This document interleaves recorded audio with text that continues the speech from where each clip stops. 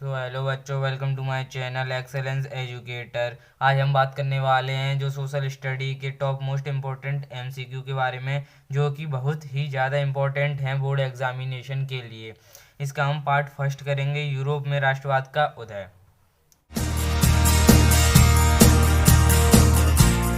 तो इसमें हमारा पहला क्वेश्चन है कि निम्नलिखित में से किस में हम राष्ट्रवाद की पहली स्पष्ट अभिव्यक्ति देखते हैं।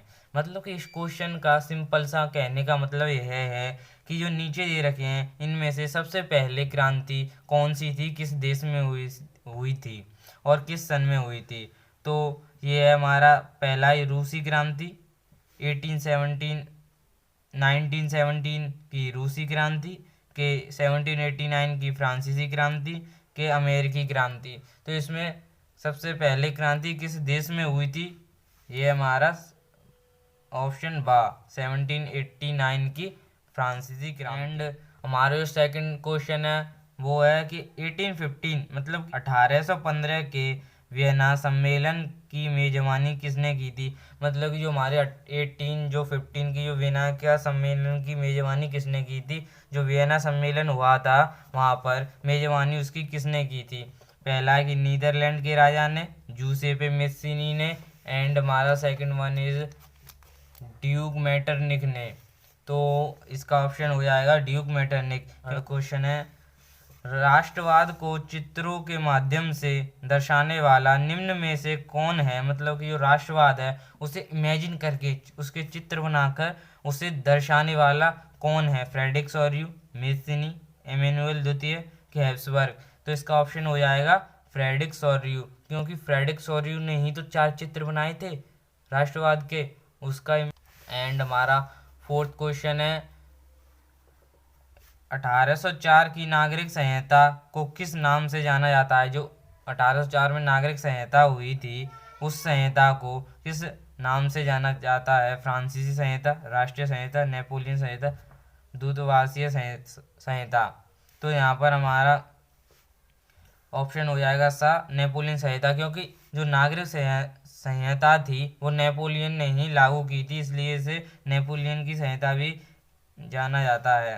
एंड हमारा फिफ्थ क्वेश्चन है कि 1834 में प्रशा में स्थापित हुए जोल्वेराइन का संबंध किस से था, या किससे है या किससे था।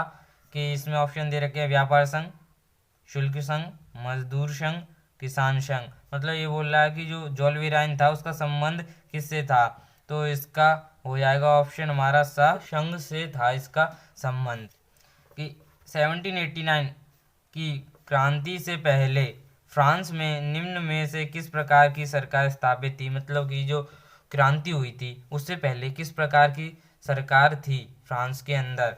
तानाशाही, सैनिक शासन, नागरिकों का शासन कि राजतंत्र।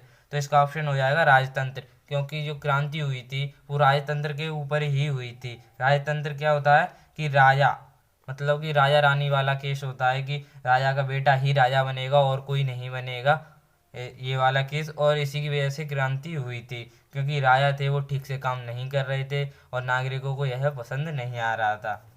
एंड हमारा जो 7th क्वेश्चन है कि 1832 में कुस्तुनतुनिया की संधि ने निम्न में से किस देश की स्वतंत्रता को मान्यता दी। मतलब कि कुस्तुनतुनिया की संधि हुई थी उसने किस देश को एक स्वतंत्र राष्ट्र के रूप में मान्यता दी। इटली, यूनान, अमेरिका, टर्की। इसका ऑप्शन हो जाएगा यूनान, क्योंकि जो कुस्तुनतुनिया की संधि थी उसने यूनान को ही स्वतंत्र राष्ट्र के रूप में मान्यता दी।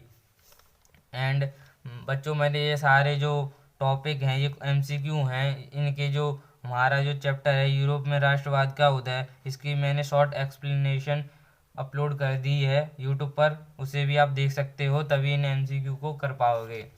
एंड हमारा 8th क्वेश्चन है कि निम्न में से यह किसने कहा कि जब फ्रांस जीतता है तो बाकी यूरोप को सर्दी जुकाम हो जाता है। तो मुझे ये इम्पोर्टेंट सा क्वेश्चन लग रहा है, इस पर स्टार लगा लेना। जो जब फ्रांस जीतता है तब बाकी यूरोप को खांसी जुकाम हो जाता है, तो ये किसने कहा था। नेपोलियन ने, काबूर ने, कि मेसिनी ने, कि ड्यूक मेटरनिख ने। तो इसका ऑप्शन हो जाएगा ड्यूक मेटरनिख, क्योंकि यह जो लाइम थी जब फ्रांस छींकता है तो बाकी यूरोप को सर्दी जुकाम हो जाता है, यह ड्यूक मेट। कौन सी संधि ने यूनान को स्वतंत्र देश के रूप में मान्यता दी, मतलब कौन सी संधि हुई थी जिसने कि यूनान को एक स्वतंत्र देश के रूप में मान्यता दी। इससे रिलेटेड हमने अभी पीछे क्वेश्चन किया है। तो वर्साय की संधि ने, वेना की संधि ने, कुस्तुनतुनिया की संधि ने, कि यूरोप की संधि ने। तो इसका ऑप्शन क्या हो जाएगा, कुस्तुनतुनिया की संधि ने। अब हमारा 10th क्वेश्चन है कि निम्न में से किस स्थान को फ्रैंकफर्ट संसद में बदल दिया गया, मतलब कि किस स्थान को बदला गया तब फ्रैंकफर्ट संसद का वो हुआ था गठन। तो हमारा सेंट पॉल चर्च को, सेंट पीटर्स चर्च को, प्रशा के महल को, के बार्सिलोना महल के शीशे के हॉल को। तो इसका ऑप्शन हो जाएगा बार्सिलोना महल के शीशे के हॉल को ही तो हमारा फ्रैंकफर्ट संसद में बदला गया था। तो इसका ऑप्शन हो जाएगा द। एंड 11th क्वेश्चन है कि निम्न में से किस देश को सभ्यता का पालना कहा जाता है, मतलब कि कौन सा देश है जिसको सभ्यता का पालना कहा जाता है। इटली, यूनान, फ्रांस, इंग्लैंड। तो इसमें ऑप्शन हो जाएगा हमारा यूनान। यूनान को ही तो सभ्यता का पालना कहा जाता है। एंड 12th क्वेश्चन बहुत ही इंपॉर्टेंट है, मतलब इस तरीके के क्वेश्चन आएंगे ही आएंगे, इम्पोर्टेंट है, इस पर भी स्टार लगा लेना। यह बोल रहा है कि तस्वीर का अध्ययन कीजिए। जो अभी आपको सामने तस्वीर दिख रही है उसका अध्ययन कीजिए। इसमें 2 पार्ट हैं। पहली तस्वीर आपको स्क्रीन पर दिखाई जा रही है, उसको ध्यान से देखिए।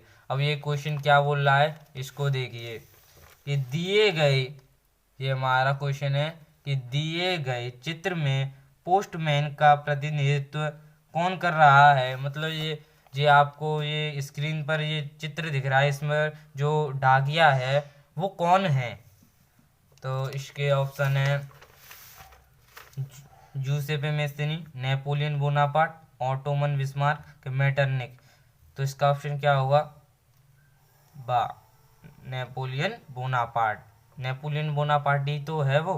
एंड इसका सेकंड पार्ट है जो हमें अब ये दूसरा चित्र दिखाया जा रहा है आपको स्क्रीन पर, इसको ध्यान से देखिए और इसमें बताइए कि जो हमारा दिया गया चित्र में स्वतंत्रता का वृक्ष का रोपण कहाँ किया जा रहा है, मतलब जो स्वतंत्रता का वृक्ष है वो कहाँ पर है, मतलब ये चित्र है वो कहाँ का है, जर्मनी, इटली, फ्रांस के ब्रिटेन।